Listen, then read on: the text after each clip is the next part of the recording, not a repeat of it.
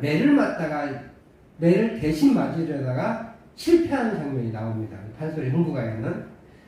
배고픈 흥부는 이제 나라에서 쌀을 빌려주는 환곡제들을 신청하러 갑니다.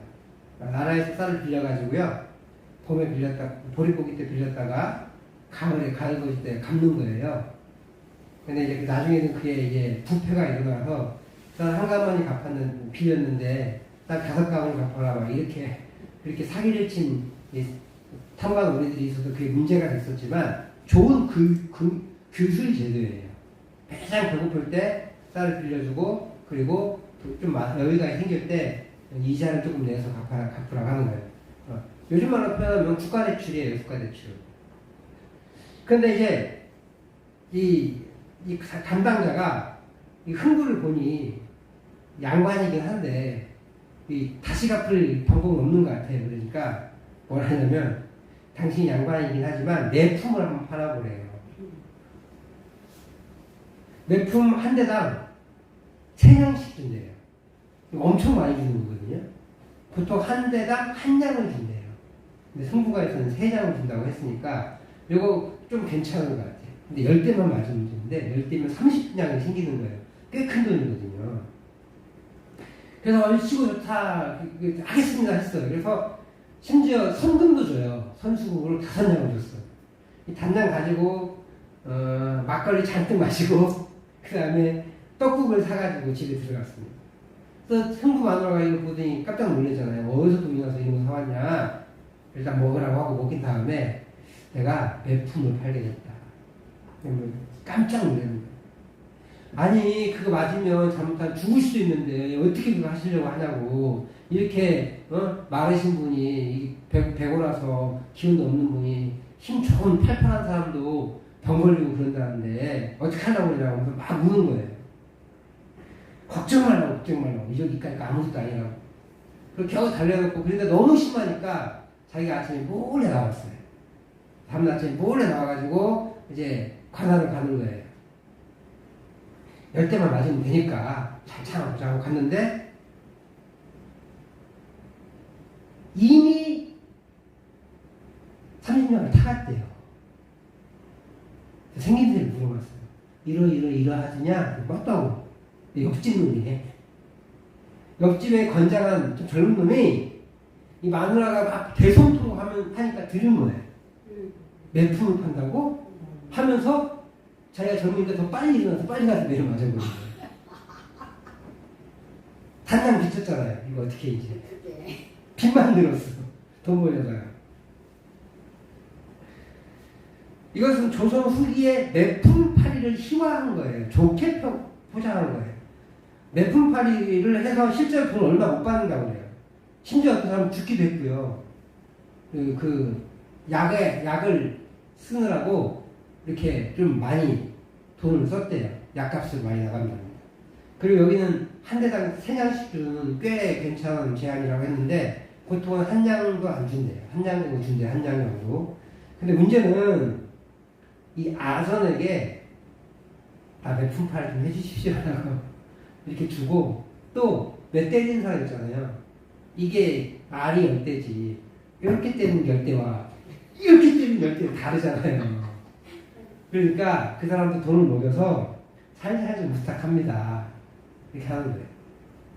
돈의 양에 따라서 달라지겠죠. 이 매질하는 사람은 많이 주는 거예요. 그러니까 실제로 얼마 받지 못하는 거예요. 30냥을 여기서 좀 좋게 얘기했는데 실제로 그 돈을 다 받아가는 사람은 없어요. 어쩌면 10분의 1이나 20, 절반도 못 받아간대요. 근데 이 매품팔이는 원래 내가 맞아야 되는데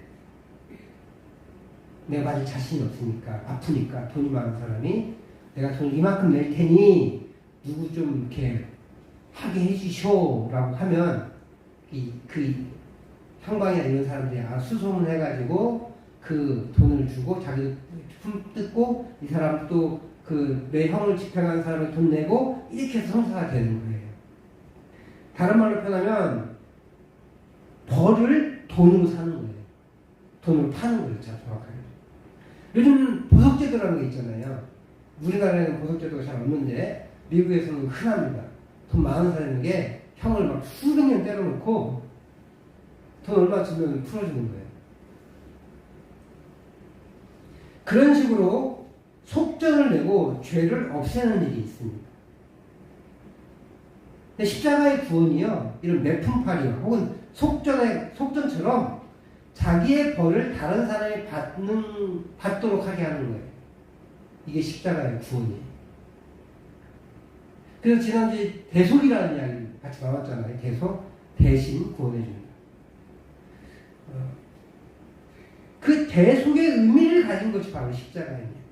그러면 오늘 예수님이 이 십자가를 통해 이루신 대속이라는 구원이 어떤 의미가 있는지 먼저 좀 살펴보고자 합니다. 이 십자가에 이루신 구원의 첫 번째 의미는요, 화목이라는 거예요. 화목. 이 첫 번째, 하나님은 예수님을 화목제물로 세우셨어요.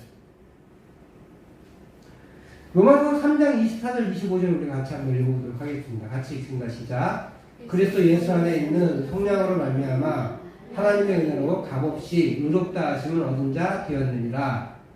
이 예수를 하나님이 그의 피로써 믿음으로 말미암는 화목제물로 세우셨으니 이는 하나님께서 길이 삼으시는 중에 전에 지은 죄를 간과하심으로 자기의 의로우심을 나타내려 하심이니.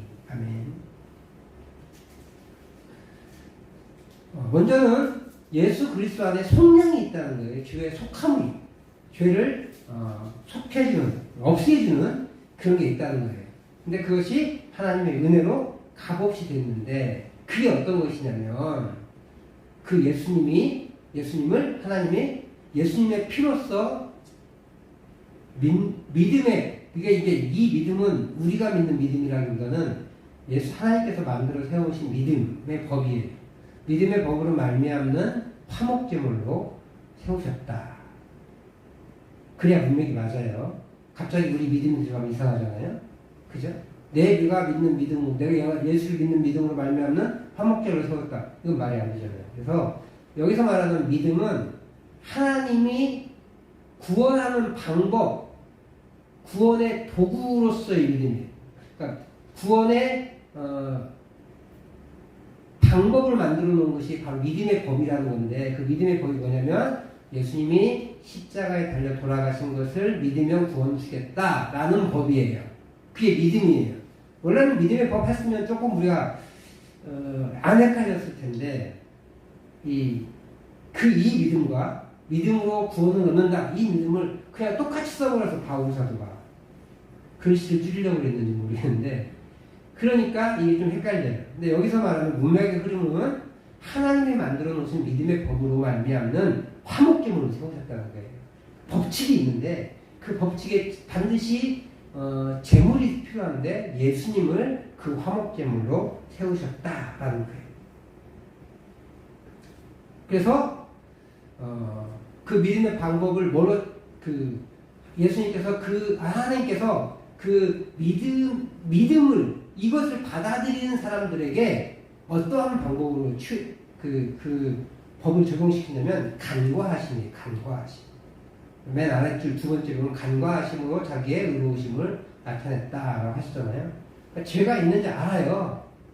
근데 그게 넘어가 주시는 거예요. 6월절에 그 안에 장자가 있는 거 알지만 피 발라 있으니까 넘어가 주신 것처럼 우리 안에 죄가 있지만 그리스도의 보혈의 피로 덮여있기에 굳이 그 헤집어서도 죄 있네라고 하지 않고 덮어놓은 것을 넘어가신 거예요. 그래서 간과하셨다라는 표현을 씁니다. 이 화목제물로 삼으셨다는 거예요. 그 화목제물로 삼으셨다는 것은 하나님의 관점을 본다면요, 하나님 입장에서는 하나님을 달랜다예요. 반면 사람의 관점에서 본다면 이 화목제물로 삼으셨다는 것은 속전을 의미해요. 내가 이것을 죽임으로 나 대신 죽었잖아요. 그래서 내 죄가 이쪽으로 넘어갔기 때문에 내가 죽지 않아도 돼요. 내가 보고 이걸 드린 거잖아요. 그럼 속전이 되는 거죠. 양을 드린 거죠. 근데 하나님 입장에서 이렇게 보면 얘 때문에, 이 재물 때문에 하나님의 진노가 달래지는 거예요. 그런 관점이에요. 그래서 화목제물이 됐다, 화목제물로 삼으셨다. 하나님 입장에서는 하나님을 달래는, 하나님 자기 마음을 돌이킬 수 있게 하시는 그런 제물이 되는 거고, 사람 입장에서는 속전을 올려드리는 그런 입장입니다. 죄가요, 하나님의 진노를 일으킵니다. 그런 관점에서 화목은 필요해요. 왜냐하면 그 진노를 달래야 하니까. 그래서 화목 제물이 필요한 겁니다. 그렇다고 하나님이 뭐 쉽게 화내시는 분이냐? 그렇진 않죠. 사람에게 화를 내는 게 아니라 누가 뭐에 화를 내요? 죄에 화를 내요. 죄. 그리고 그 죄에 화를 내면서 진노의 대상이 누구냐? 사람이 아니에요. 누구세요? 하나님 자신. 지난주에 우리 살펴봤잖아요. 예수님을 십자가에 달려 돌아가셨을 때 예수님과 하나님이 분리되느냐? 분리지 않는다고 했어요. 그래서 사도행전 20장에서 로마 에베소 장로들을 불러서 바울 사도가 설교할 때 하나님이 친히 죽으셨다고 얘기하잖아요. 예수님이 죽으셨다고 얘기해도 되는데 하나님이 죽으셨다고 얘기하신다고 그랬잖아요. 그런 것처럼 하나님이 화를 내서 진노하신 그 진노의 대상은 하나님 자신이었어요. 하나님이신 예수님이 친히 제물이 되셔서 하나님과 인간의 화목을 만들어내신 거예요. 그래서 예수님을 화목제물로 세우신 겁니다. 그렇기에 십자가는 하나님의 분노를 돌이켜 죄에서 속함을 받게 하는 그런 의미를 갖습니다. 화목의 속전이 있는 거죠. 두 번째로는요, 이 예수님의 십자가의 구원이, 대속의 구원이 어떤 의미를 가지고 있느냐? 이 화목을 만들어내는 것이 무엇이냐? 속함이에요, 속함. 속함이 끄집어낸다는 뜻이잖아요. 속는다. 그거 있잖아요. 속아낸다. 그런 걸 좀 이제 끄집어내는 거예요. 좀 이제 우리가 좀 더 잘 알려진 말로는 구속이에요, 구속. 이게 한자어다 보니까 이게 비슷한 말이 많아. 우리 강도할 때, 강도사님 그러면 이제 우리는 익숙하니까 목사 안수 받기 직전에 강도할 권리가 있는, 강도할 권리를 받은 사람, 이렇게 하는데, 밖에 있는 사람들은 뭐 강도하는 사람이야? 뭐 강도질하는 사람이야? 이렇게 착각하잖아요. 근데 강도는 도를 강론한다, 도를 설교한다. 그러니까 도는 말씀 요자예요. 말씀을 설교할 수 있는 사람, 전도는 말씀을 전할 수 있는 사람. 강도는 못해. 원래 그래서 전도사님들은 이 강단에서 설교 못해요. 그리고 강도사님도 사실은 목사님이 여기서 앉혀서 그것을 가르칠 줄 알아야 돼. 듣고 가르쳐야 돼. 준 목사예요, 준 목사. 다른 교단은 강도사라는 말이 깨름직하다, 하도 어감이 안 좋으니까 준목이라는 말을 써요. 준 목사다, 그래서. 원래는 강도권이 없어요. 설교권이 없어요, 그분들은. 원래는. 목사의 지도하에 강도사님들만 강단에 서서 설교할 수 있는 그런 권리를 준 건데, 우리가 현실에서는 그렇게 못하고 있죠. 하여튼, 이런 것처럼요, 이 구속도 마찬가지예요. 우리도 구속, 그러면 어디에 들어가는 거예요? 감옥에 들어가는 걸 구속이라고 해야 돼. 근데 그 구속은 감옥에 들어가는 건데, 우리가 지금 보면은 구속 죄사함을 받았다 그러면, 그 감옥에 들어가는 것 같지는 않고, 그렇잖아요? 죄에서 건져냈다, 이런 뜻으로 구속이에요. 구원할 그 죄에 속을 속작 써가지고, 죄에서 건져서, 속간에서 구원하는 거예요. 단어를 한자어로 쓰다 보니까 이렇게 비슷한 단어들이 많이 나오는 거예요. 그동안은 이 구속이라는 단어는 감옥에 가두는 것도 이해하기 쉬웠지만, 이 말은 속전을 내고 사는 거예요.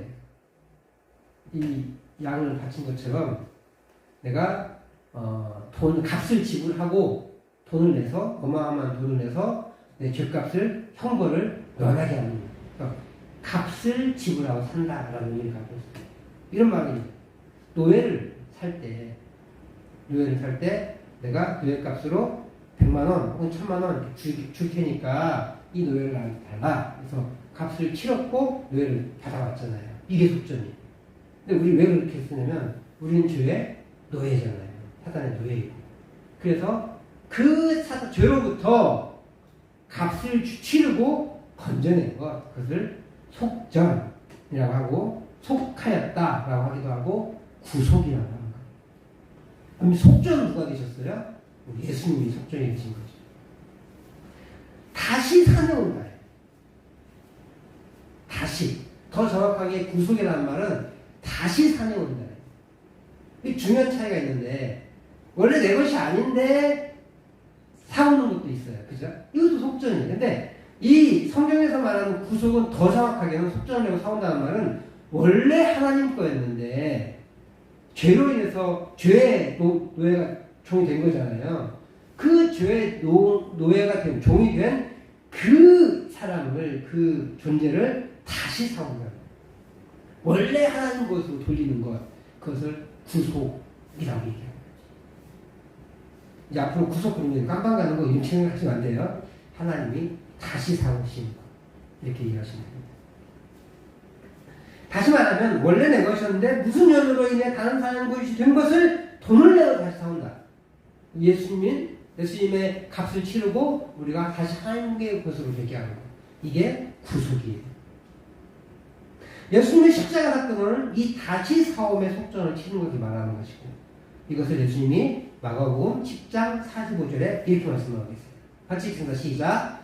인자가 온 것은 섬김을 받으려 함이 아니라 도리어 섬기려 하고 자기 목숨을 많은 사람의 대속물로 주려 함이라. 이 대속물이 속전이 되셨다라는 의미를 가지고 있어요. 그리고 이 속전, 대속물로 주셔서 속전을 치르셔서 우리가 구속 죄사함을 받게 된 거죠. 그러니까 이 속전값이 누구냐고요? 예수님. 그러니까 우리는 이렇게 표현해야 돼. 내가 얼마짜리인지 알아? 내가 예수님, 무려 예수님짜리야. 이렇게 말할 수 있어야 돼요. 엄청 비싼 거예요, 우리.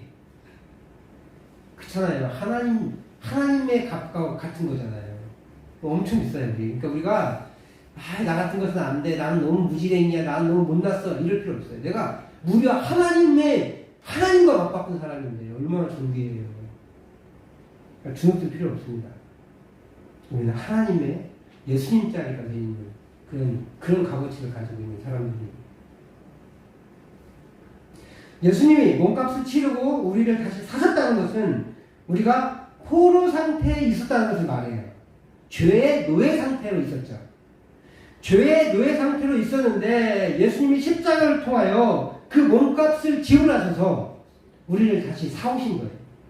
그러므로 이 십자가는 구속을 위한 몸값을 치는 의미를 가져요. 십자가의 구원이 또 다른 의미를 찾겠죠. 그러니까 이 하나의 사건이지만 여러 의미가 있어요. 그래서 성경은 있잖아요. 예수님의 이 구속을 위한 몸값을 치렀다. 이를 얘기할 때 피를 강조합니다. 베드로전서에 보니까 우리가 구속된 것은 예수님의 보배로운 피로 됐다라는 것을 강조해요. 피가 강조되는 이유는 레위기서의 말에서 찾아온 것 같아요. 레위기에는 육체의 생명은 피에 있다라고 명확하게 설명했거든요. 그래서 육체의 생명인 피가 빠져나가면 죽잖아요. 그죠? 안 그래요? 육체의 생명인 피가 빠져나가니까 죽는 거예요. 또 이 피가, 이 예수님의 피가 나와서 예수님이 죽으셨어요. 맞죠?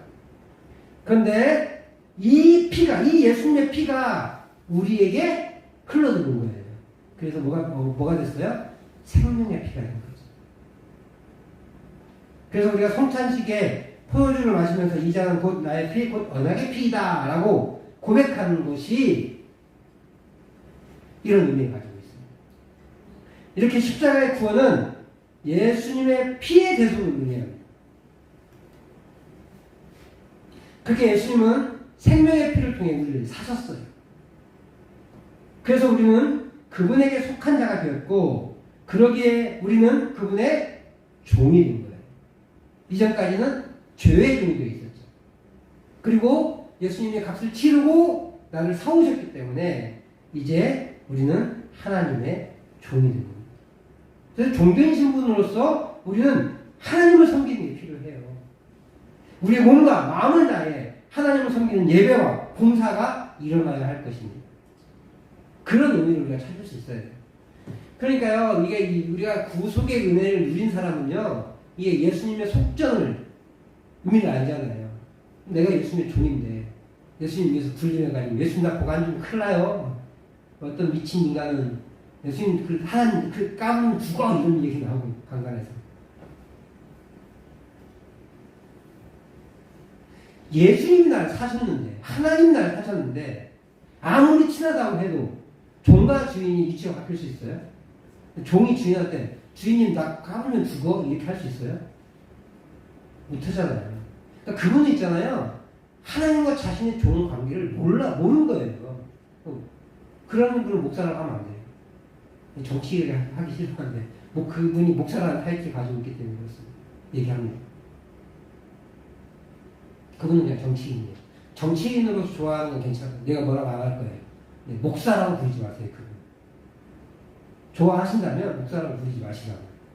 제 앞에서 그분을 목사라고 칭호하면서 좋아하지 마세요. 저는 거기에 대해서는 할 말이 있어요. 정치인으로서는 하시는 건 상관이 없어요. 저랑 제가 또 보니까 꼭 그걸 반대하는 입장이 있다고 오해하실 수 있는데 저랑 입장이 다를 수는 있는 거예요. 정치적 성향을 제가 뭐라고 하진 않아요. 자, 그래서 우리는 그렇게 하나님을 향한 종으로서 하나님을 향한 섬김이 있어야 되니까 그 종된 사명이 하나님을 향한 섬김이에요. 예배와 봉사. 세 번째로 하나님은 죄인인 우리를 예수님의 피값으로 죄에 사오셨잖아요. 그런데 여기서만 멈추지 않으시고 죄인인 우리를 의롭다고 말씀하셨어요. 로마서 3장 24절 말씀 우리 같이 읽겠습니다. 시작. 그리스도 예수 안에 있는 속량으로 말미암아 하나님의 은혜로 값없이 의롭다 하심을 얻은 자 되었느니라. 아멘. 속량은 다 설명했잖아요. 그죠? 하나님의 은혜로 값없이 뭐가 됐대요? 의롭다 하심.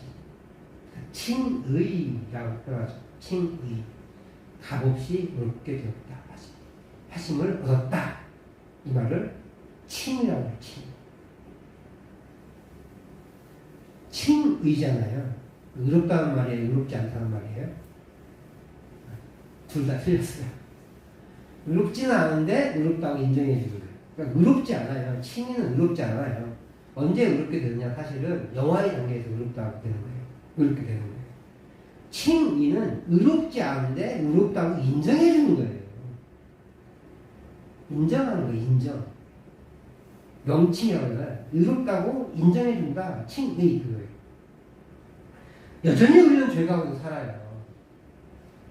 그래서 의로운 사람이 되지 못한다고 자책하기도 합니다. 죄를 짓잖아요. 우리 주변에 죄가 잔뜩 있잖아요. 죄는 환경들이. 그러니까 내가 자책하는 거예요. 그러나 십자가 사건을 믿음으로 받아들인 사람에게는 속량이 일어납니다. 그리고 의롭다고 칭함을 받아요. 그게 칭이에요. 내가 여전히 죄를 짓고 죄인 환경 속에 살아가고 있을 수는 있지만 그래서 절대로 의롭지 않지만 의롭다고 인정해 주는 게 칭이에요.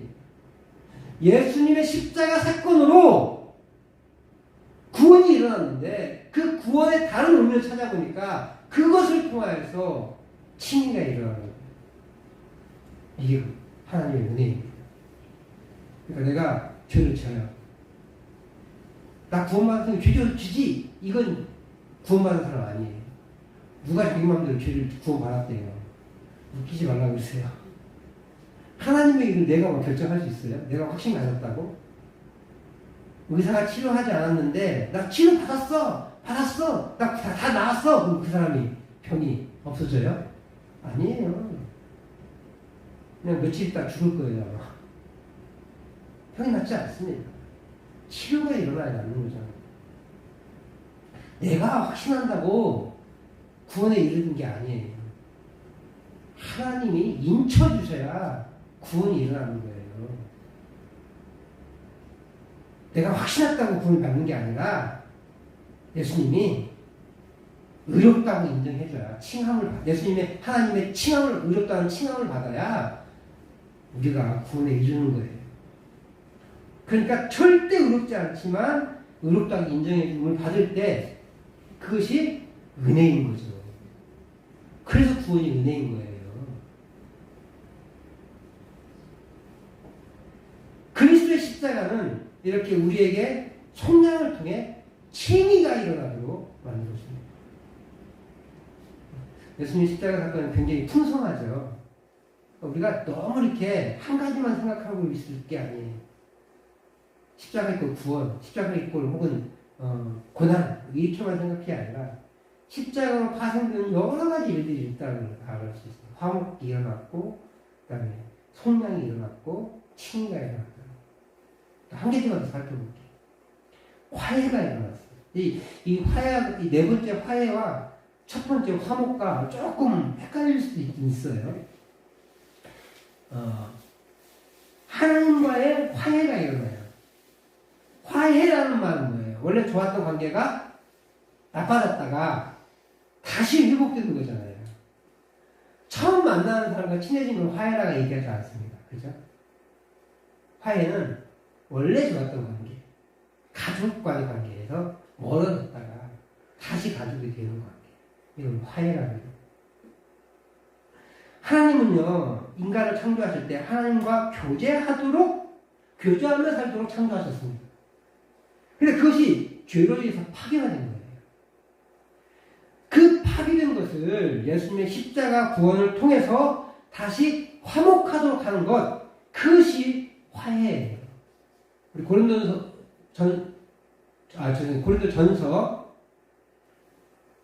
5장 18절 19절 말씀 같이 읽어보도록 하겠습니다. 시작. 모든 것이 하나님께로서 났으며 그가 그리스도로 말미암아 우리를 자기와 화목하게 하시고 또 우리에게 화목하게 하는 직분을 주셨으니 곧 하나님께서 그리스도 안에 계시사 세상을 자기와 화목하게 하시며 그들의 죄를 그들에게 돌리지 아니하시고 화목하게 하는 말씀을 우리에게 부탁하셨느니라. 아멘. 하나님은 예수님의 십자가를 통해 우리와 당신 사이를 화목하게 만들었어요. 화해가 일어나는 거예요. 화해가. 그리고 이제 우리에게 그 직분을 맡기셨어요. 화목하게 하는 직분. 예수님을 통해서 화목이 일어났어요. 그죠? 하나님과 관계. 그리고 그 하나님, 내가 하나님과 화목해졌던 것처럼 다른 사람이 화목하게 되도록 만들어주는 직분을 주셨다는 거예요. 그것이 화목하게 하는 직분이에요. 그래서 우리는요, 화목할 수 있도록 가르쳐야 돼요. 화목할 수 있도록 전해야 돼요. 우리의 직분이니까. 선생님이 직분이잖아요. 학교 선생님이 학교에 가서 가르치지 않고 맨날 놀아. 그럼 그 선생님은 직분을 감당하는 거예요? 안 하는 거예요? 안 하는 거잖아요. 목사가 목양을 하라고 교회에 불렀는데 맨날 놀러 다니고 설교는 그냥 어디서 뺏겨가지고 그냥 하고 있고, 그럼 그 사람은 목양과 설교를 강요를 하는 거예요? 안 하는 거예요? 안 하는 거잖아요. 직분을 감당하지 않는 거예요. 하나님께서 우리에게 직분을 주셨는데 무슨 직분을 주셨대요? 화목하게 하는 직분을 주셨대요. 우리는 뭐 해야 돼요? 그러면 그 화목하게 하는 일을 해야 되는 거예요. 그게 뭐예요? 제일 쉬운 거. 전도해야죠.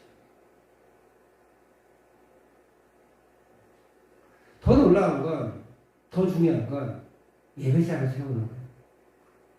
하나님과 화목한 사람은 예배자가 되는 거거든요. 복음을 전할 때 교회 나와 이 정도로 그치지 아니하시길 바라요. 그건 제일 쉬운 방법이긴 해요. 그런데 그건 화목하게 하는 직분은 아니에요. 화목하게 하는 직분은 그가 예배자로 세워지도록 하는 거예요. 예배자로 교회 나왔다고 그 앉아서 있다고 예배자가 되는 게 아니잖아요. 하나님을 찬양하고 말씀에 귀 기울이고 말씀대로 살아가려 애쓰고 그게 예배자가 돼요. 그 역할을 돕는 게 우리 일이에요. 그러니까 이 화목하게 하는 직분이 솔직히 전도하기가 제일 쉬워요. 잘 전도하기 나. 근데 본격적으로 화목하게 하는 직분이다 라는 것을 가지고 있을 때는 그의 전 인생을 책임져 주는 거예요. 꽤 큰 어려움입니다.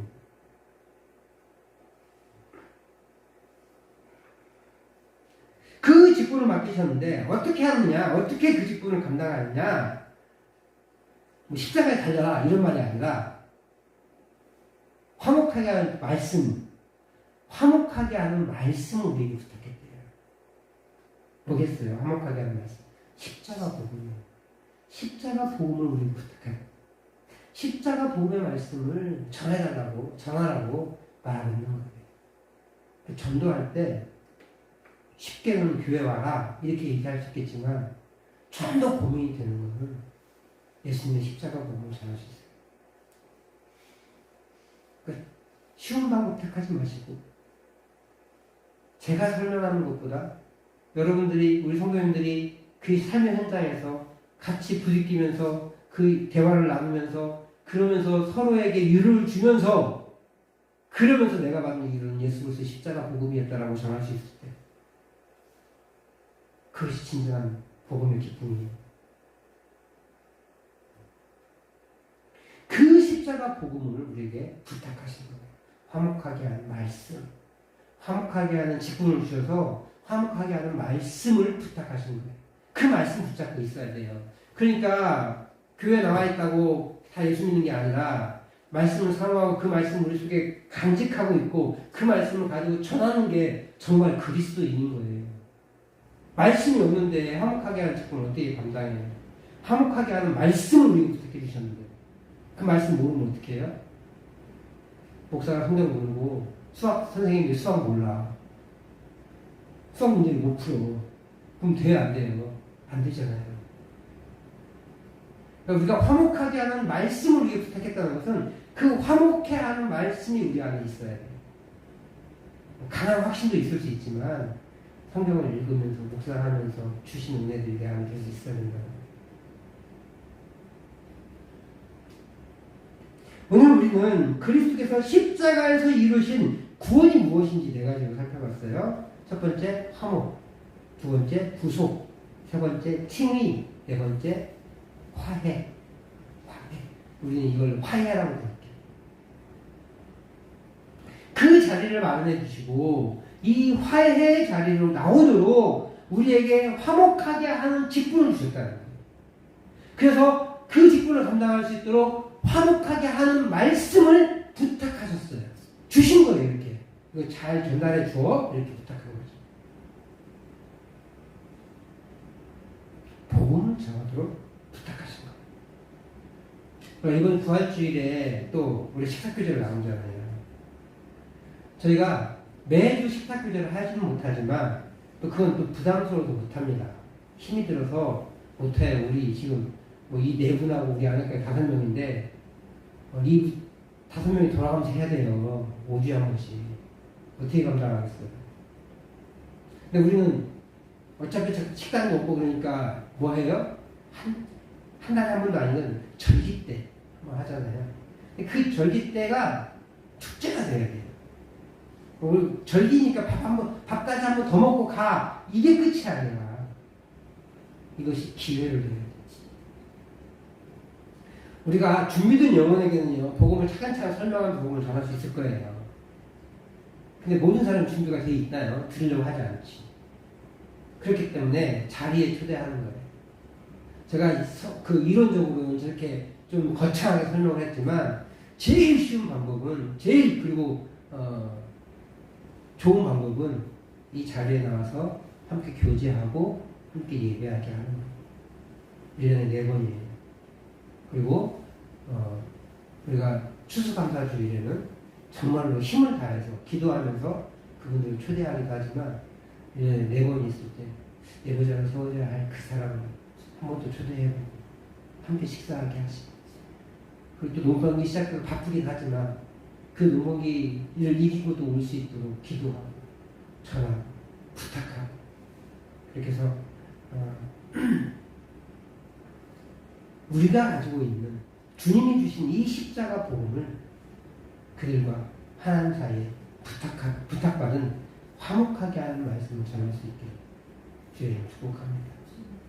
꼭 열매를 안 맺어지더라도요, 이거 그냥 아이 안 되겠지 하고 넘어가는 것과 안타까운 심정을 가지고 기도하는 것과는 천지차이입니다. 하나님이 그 영혼을 구원하셨는지 구원하지 않으셨는지 알 수 없잖아요. 근데 내가 사랑하는 사람이야, 내가 꼭 구원하고 싶은 사람이야, 그럼 물불 가리지 않고 기도해야 되지 않겠어요? 그리고 이 자리에 같이 앉아서 함께 예배하고 함께 식사교제를 하고 마음의 문이 열어진다. 꼭 예배 못 참석, 오늘은 예배 못 참석하더라도 함께 식사를 할 수 있도록 관계를 만들고 그렇게 노력해보는 거예요. 그래서 우리가 그 십자가의 전달자가 되기를 주님은 축복합니다.